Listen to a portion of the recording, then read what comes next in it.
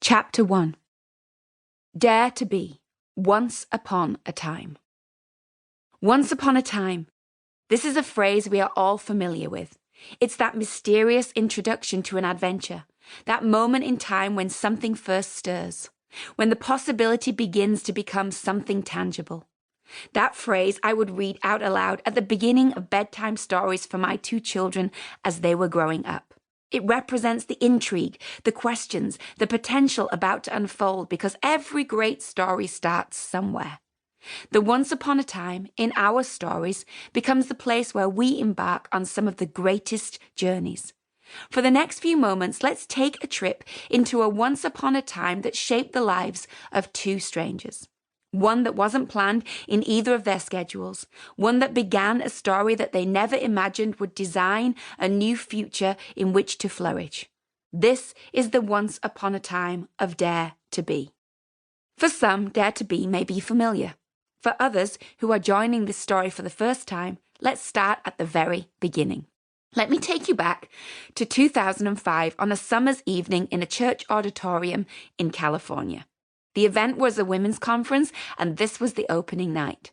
The conference host had invited several guests to minister at this gathering, including a girl from England who taught the word and a gospel singer from Nashville by way of Seattle who would lead some worship.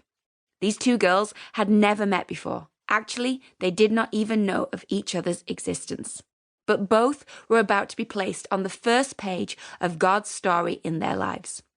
This is our Dare to Be story. Oh, and by the way, I'm Charlotte, the English part of this equation, and the one who does most of the talking. On stage, that is. The American part, that's Natalie, takes care of all the singing, and you'll hear from her a little further into these pages.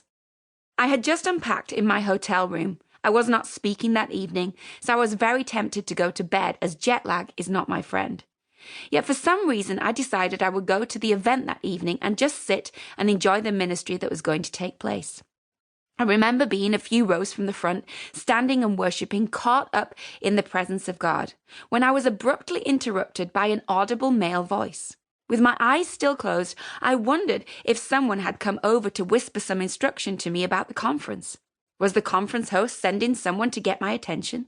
I opened my eyes and no one was there. Everyone was still worshipping. Then I heard the voice again, and what came next was the strangest instruction. Before I share with you what I heard, I need to say something right from the start.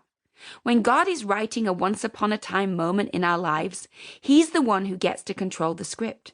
The opening line is always His, and then the response is on us.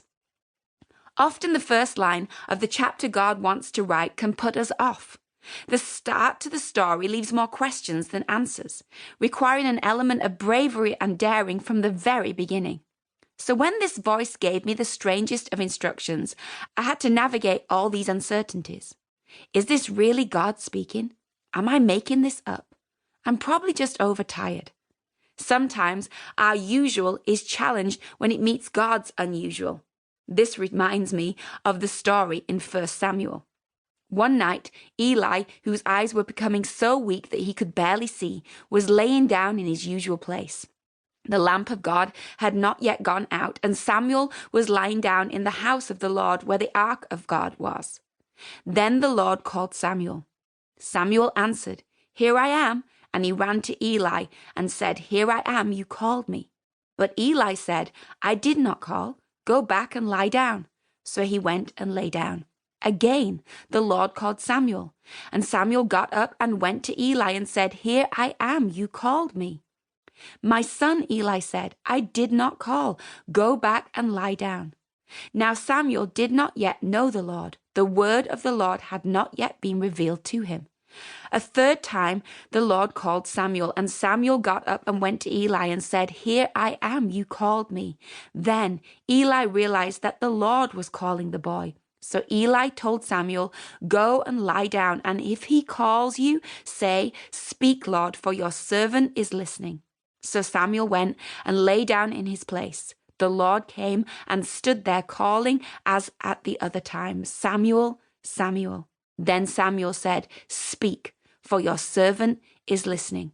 1 Samuel 3, verses 2 to 10.